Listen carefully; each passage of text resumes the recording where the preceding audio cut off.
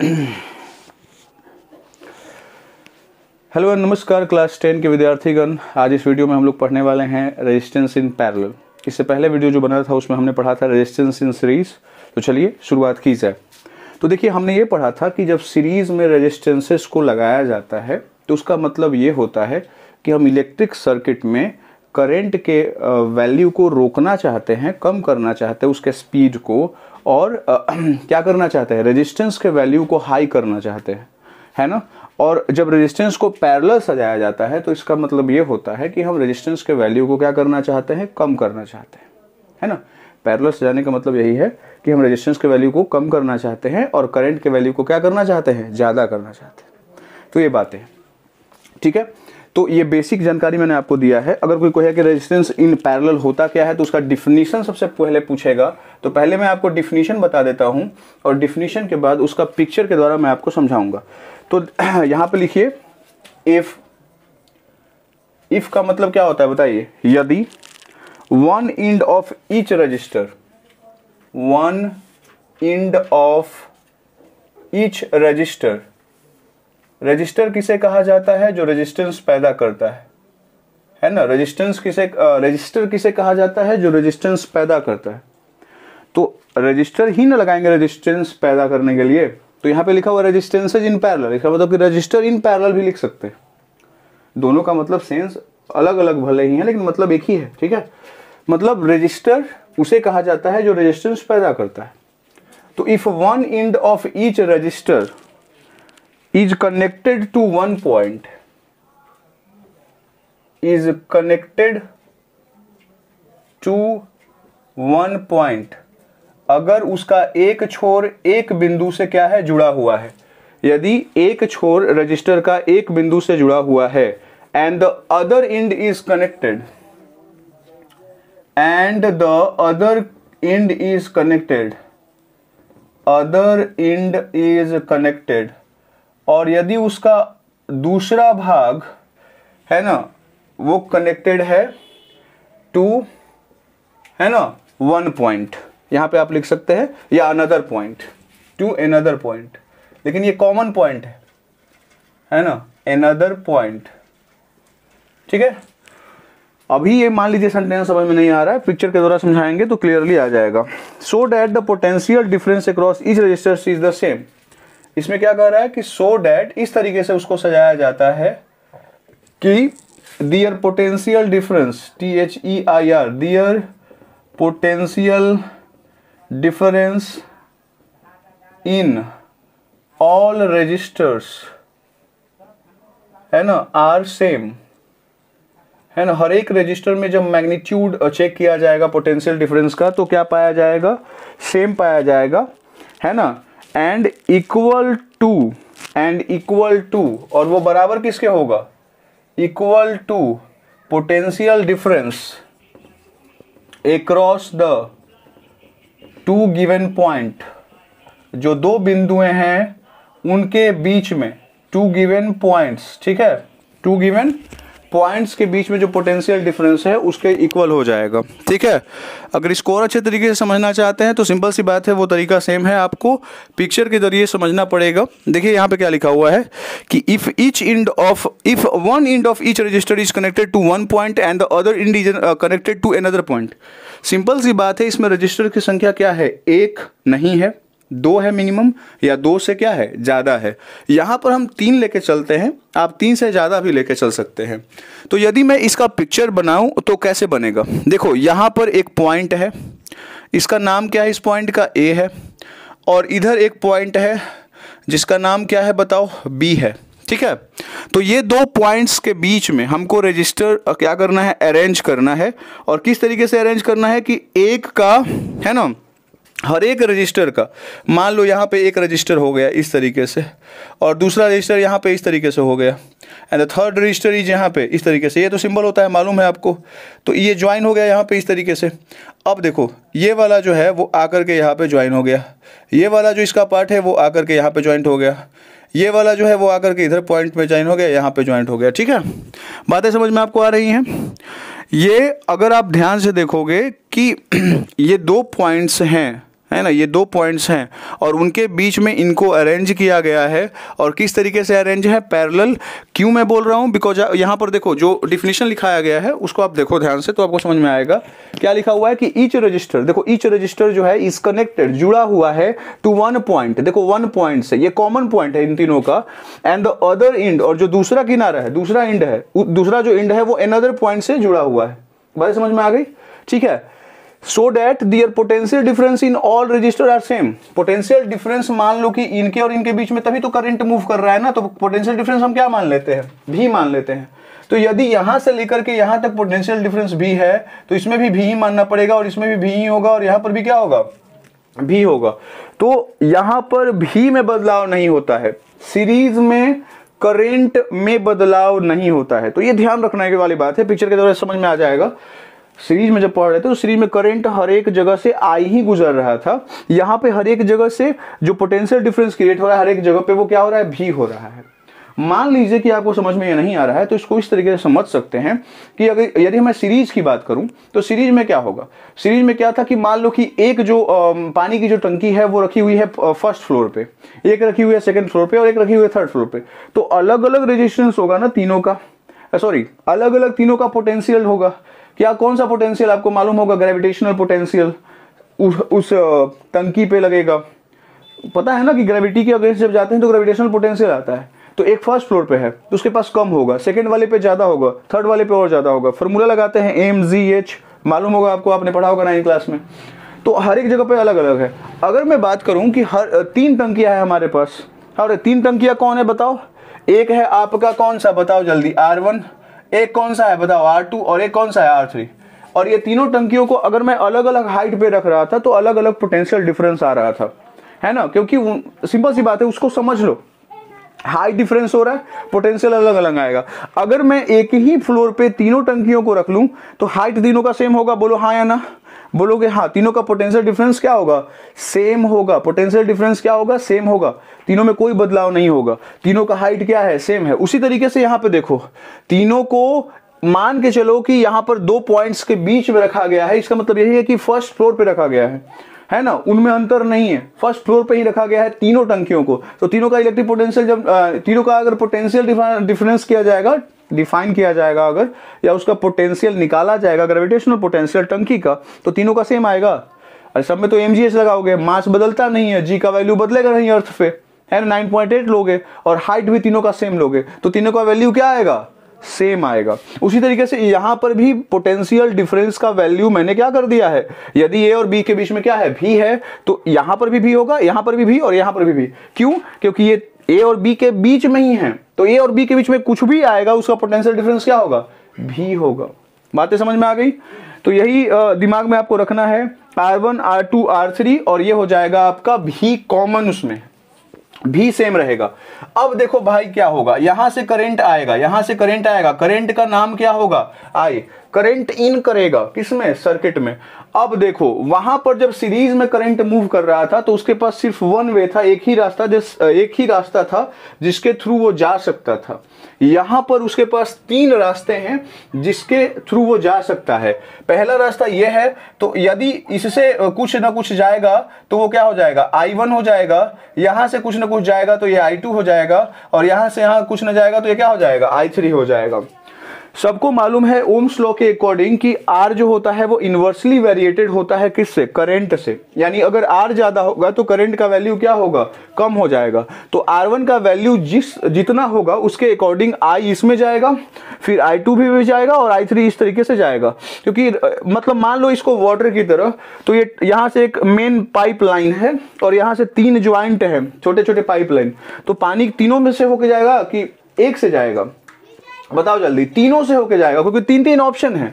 अब सवाल ये उठता है कि किस वाले पाइपलाइन से ज्यादा वाटर जाएगा, है ना, स्पीड में। तो वो डिपेंड करेगा कि रेजिस्टेंस किस में ज्यादा है। अगर मान लो कि R1 इसमें R1 ज्यादा है, अगर मान लो R1 ज्यादा है तो इससे करंट बहुत ही कम फ्लो करेगा बाकी के मुकाबले, है ना। इसका मतलब ये हुआ कि इसमें कोई भी करंट का वैल्यू जो होगा वो R1 पे डिपेंड करेगा, इस वाले में जो करंट का वैल्यू होगा वो R2 पे डिपेंड करेगा, और इस वाले में जो I3 का वैल्यू होगा वो इस वाले R3 पे डिपेंड करेगा करंट का वैल्यू। बातें समझ में आ गई है ना। तो वो डिपेंड करता है रेजिस्टेंसेस पर जो इसमें लगाए जाते हैं। तो इसलिए मैंने क्या लिखा है, यहाँ पे I1 लिख दिया, यहाँ पे I2 और यहाँ पे लिख दिया I3, क्योंकि तीनों इक्वल नहीं है, उसमें सब में I जा रहा था। तो बताओ ये इक्वेशन दिमाग में आ गया, कोई समस्या है यहाँ तक? बोलोगे बिल्कुल नहीं, ये तो समस्या मतलब आसान है। समस्या है ही नहीं। कैसे समस्या नहीं है?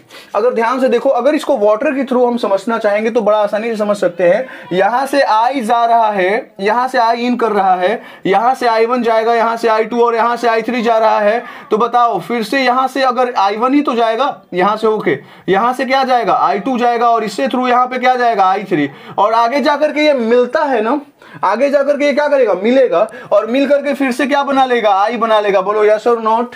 अरे बिल्कुल यस। अरे वही वाली बात है, मैंने बताया था एग्जाम्पल आपको अपने गार्जियन का, अपने पेरेंट्स का। उन्होंने आपको 100 रुपया दिया, आई मतलब क्या हो गया 100 रुपया। उनके 3 बच्चे, नाम क्या है उनका, R1 R2 R3। तो उन्होंने क्या कर दिया, तीनों में डिस्ट्रीब्यूट कर दिया पैसा।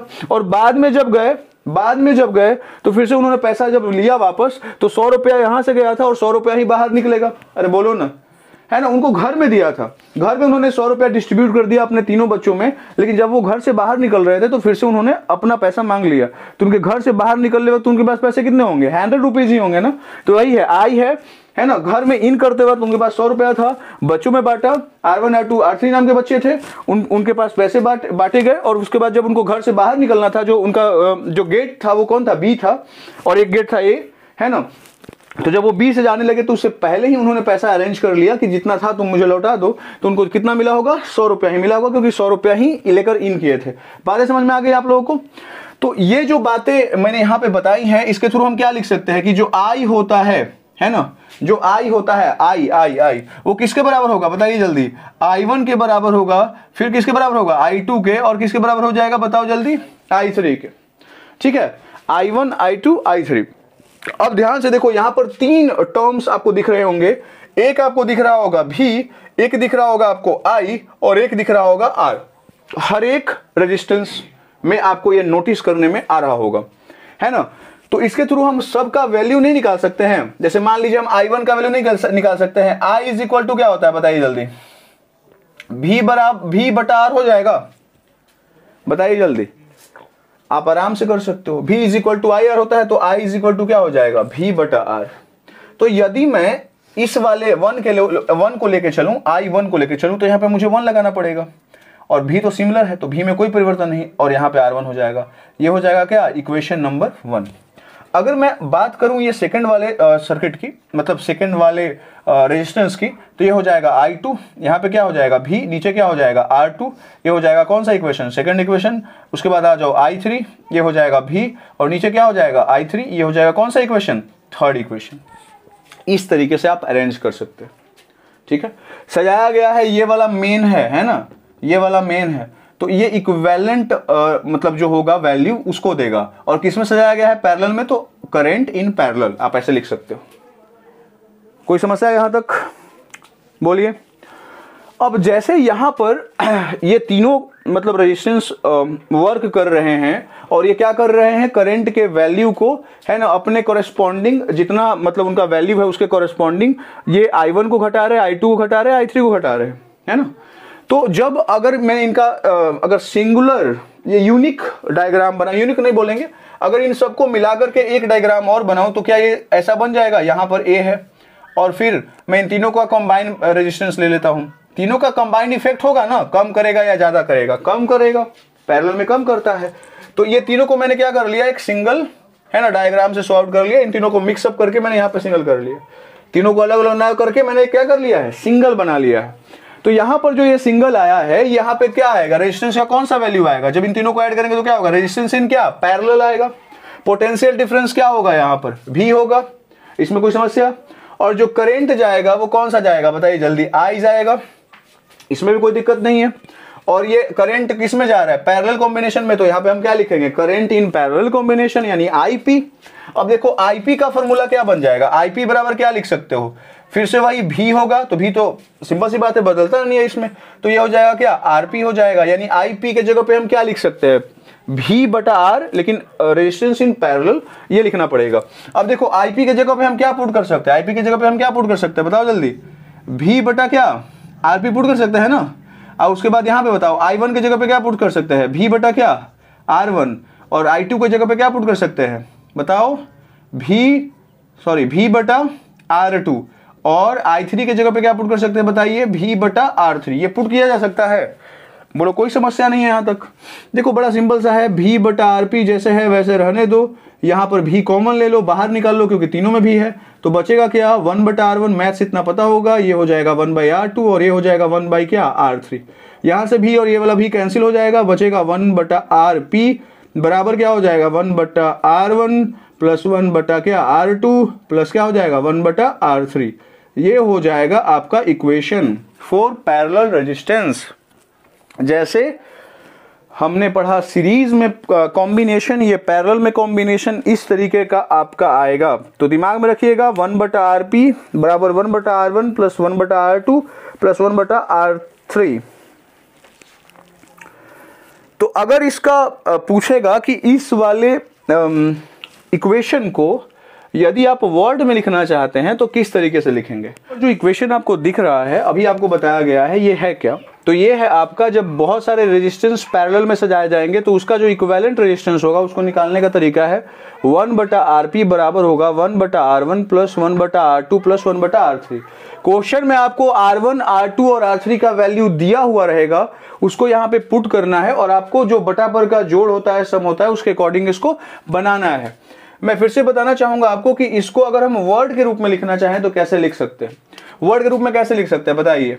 यहां पे हम लिख सकते हैं कि द रेसिप्रोकल ऑफ, देखो ध्यान से ये रेसिप्रोकल है, रेसिप्रोकल क्या होता है 1 बटा है तो रेसिप्रोकल है, तो the reciprocal of equivalent resistance, equivalent resistance, equivalent resistance, the reciprocal of equivalent resistance, reciprocal of equivalent resistance is equal to the sum of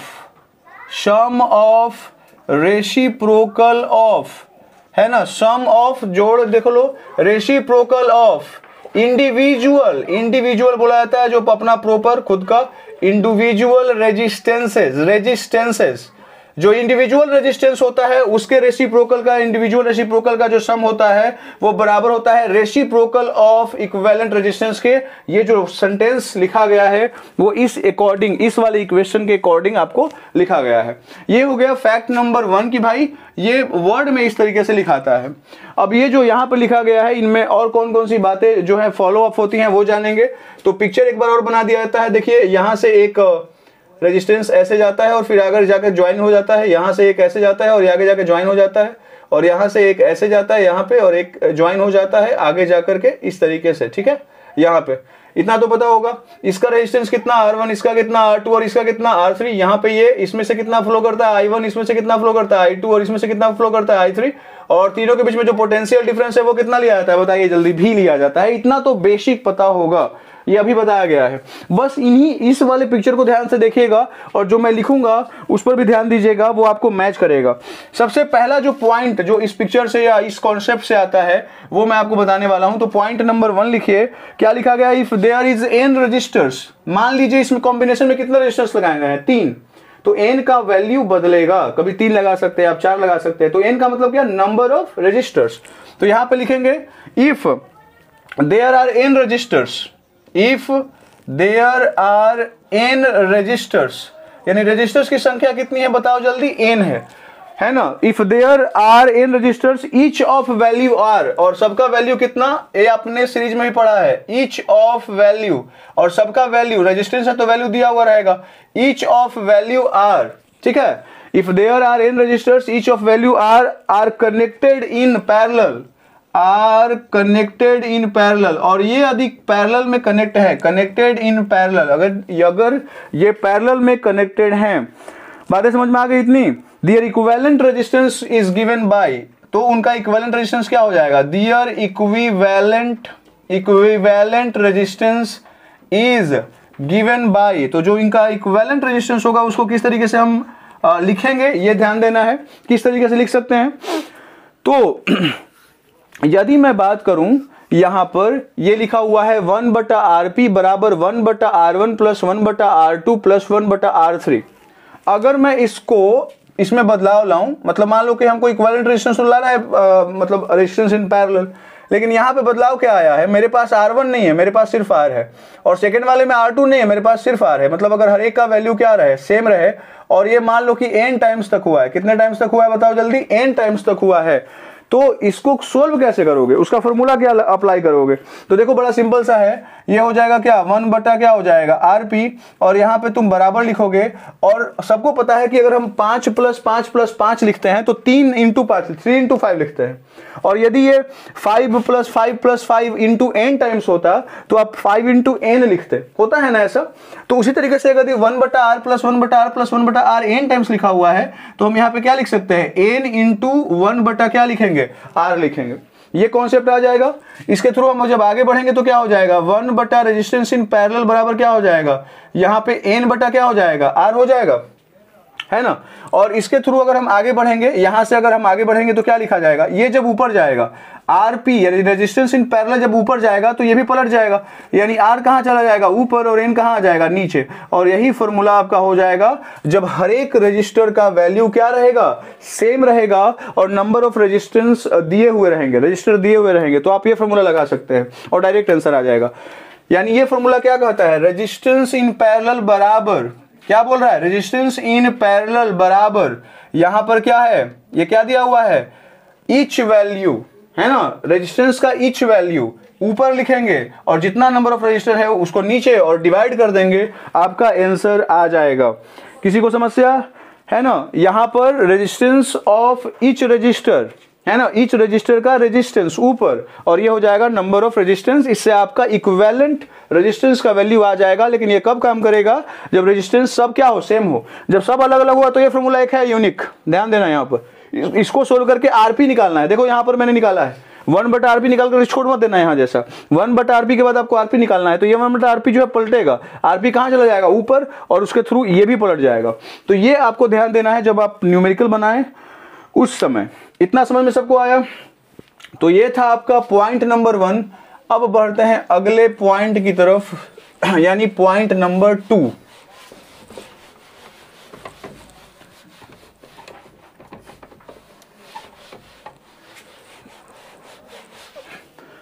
चलिए अब बात करते हैं पॉइंट नंबर 2 की। The potential difference across each resistor is the same. क्या बोल रहा है यहां पर, पोटेंशियल डिफरेंस यदि यहां इस वाले पॉइंट से यहां तक भी है तो ये सब में तो भी ही रहेगा ना, क्योंकि यहां पर ये दोनों भी सेम पॉइंट के बीच में है ना, पैरेलल अरेंज है।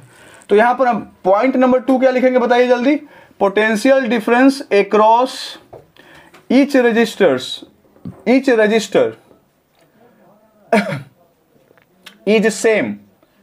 पोटेंशियल डिफरेंस जो होता है हर एक रजिस्टर में क्या होता है, सेम होता है। जो क्या होगा, भी होगा, अगर भी है तो भी होगा, 5 वोल्ट होगा तो 5 वोल्ट होगा। ठीक है, इतना समझ में आपको आ गया। एंड इक्वल टू, और ये जो पोटेंशियल डिफरेंस होता है वो बराबर होता है किसके इक्वल होता है, इक्वल टू पोटेंशियल डिफरेंस, है ना, अक्रॉस द 2 गिवन एंड्स, है ना, 2 एंड्स के बीच में जो पोटेंशियल डिफरेंस है वही पोटेंशियल डिफरेंस हर एक रजिस्टर में रहेगा। यहां से यहां तक क्या था, भी था, 2 गिवन पॉइंट के बीच में पोटेंशियल डिफरेंस, तो हर एक रजिस्टर में देखो भी ही हुआ, है ना। अब दिमाग में आ रहा हो कि वो भी ऐसा इसलिए बिकॉज मैंने आपको बताया था भी समझा करके कि किस तरीके से अगर फर्स्ट फ्लोर पे ही अगर हर एक समान है तो सिंपल सी बात है, उसका जो पोटेंशियल होगा ग्रेविटेशन वो क्या होगा, सेम होगा। इसमें कोई दुविधा किसी को? चलिए, तो हो गया, ये सेकंड नंबर था। थर्ड नंबर अगर हम बात करें, जो फैक्ट नंबर 3 है वो क्या कहता है, वो ये कहता है कि the main current divide itself, है ना, the main current divide itself. Main current जो होता है वो अपने आप को क्या कर लेता है, डिवाइड कर लेता है। कितने भागों में, 3 भागों में। डिवाइड इज इटसेल्फ, है ना, कोरेस्पॉन्डिंग टू क्या, पाथ एंड रेजिस्टेंस। पाथ और रेजिस्टेंस के अनुसार वो अपने आप को क्या कर लेता है, बांट लेता है। जितने पाथ होंगे उतने में बंटवारा उसका होगा, आई का। और रेजिस्टेंस के अनुसार अभी बताया था, जिस ज्यादा रेजिस्टेंस होगा उससे उधर से जो करंट होगा, करंट का वैल्यू वो क्या होगा, कम गुजरेगा। इतना सबको समझ में आ गया? इसमें किसी को दिक्कत? यहां तक मुझे नहीं लगता कि हो रहा होगा। अब यहाँ पर जो कॉन्सेप्ट आता है वो आता है एक और कि भाई जो इन पैरेलल कॉम्बिनेशन है ना, नंबर 4 ध्यान दीजिएगा, in parallel combination, in parallel combination equivalent resistance, जो इक्विवेलेंट रेजिस्टेंस होता है ना, इज लेस, वो कम होता है, less than each individual resistance. Individual resistance, जो इंडिविजुअल रेजिस्टेंस का यूज किया गया है या रजिस्टर का यूज किया गया है, यानी ध्यान से सुनिएगा, यानी ये जो 1/R एश होगा, ये 1/R2 प्लस 1/R3 है, तो ये R1 से ये क्या होगा, छोटा होगा, R2 से ये क्या होगा, छोटा होगा, और R3 से भी क्या होगा, ये छोटा होगा, है ना। और सीरीज में बड़ा हो जाता था, आपने देखा था। तो इस पर कोई भी आप इक्वेशन ले लो, कोई भी आप इक्वेशन एक बैठा लो और आप देखोगे, है ना, हमेशा ये वाला वैल्यू जो होगा वो बाकी इंडिविजुअल से क्या होगा, छोटा आएगा। ठीक है, मतलब ऐसे नहीं कि 1/R1 plus 1/R2 plus 1/R3 लिखा हुआ है। इक्विवेलेंट रेजिस्टेंस निकालने के बाद, इक्विवेलेंट रेजिस्टेंस निकालने के बाद वो कह रहा है कि आप देखोगे तो हर एक रेजिस्टेंस जिससे वो क्या होगा, कम होगा। ठीक है, और नंबर 5 फैक्ट, यदि मान लो कि रेजिस्टेंस 2 दिया हुआ है, एक R1 है और एक क्या है दिया हुआ, R2, और ये रेजिस्टेंस में मतलब पैरेलल कॉम्बिनेशन में इसको सजाया गया है, तो इसको डायरेक्टली आप बना सकते हो। कैसे बना सकते हो, देखो ध्यान से, यदि मैं यहाँ पे लिखूं 1/RP तो चलेगा, और यहाँ पे मैं क्या लिखूंगा, 1/R1 प्लस क्या 1/R2, है ना, ये वाला। तो यदि मैंने ये लिखा हुआ है तो मैं यहाँ पे 1/RP लिखूंगा, और उसके बाद क्या हो जाएगा, R1 प्लस R2 का क्या होगा, एलसीएम क्या होगा, R1 इंटू क्या R2, तो ये हो जाएगा R2, और ये क्या हो जाएगा आपका R1। बोलोगा ना ऐसा, R1 तो ये R2 ऊपर चला जाएगा, R2 मैच कर रहा है तो R1 कहाँ चल जाएगा, ऊपर। अब देखो ध्यान से, अब मैंने क्या बताया था, 1/RP है, मुझे RP निकालना है, तो मैं क्या करूंगा, RP यहाँ पे लिख दूंगा और ये पलट जाएगा, यानी R1 इंटू R2 कहाँ होगा, ऊपर, और R1 प्लस R2 कहाँ हो जाएगा, नीचे, और ये आपका वैल्यू हो जाएगा, यानी रेजिस्टेंस इन पैरेलल। कोई समस्या यहां तक? ठीक है,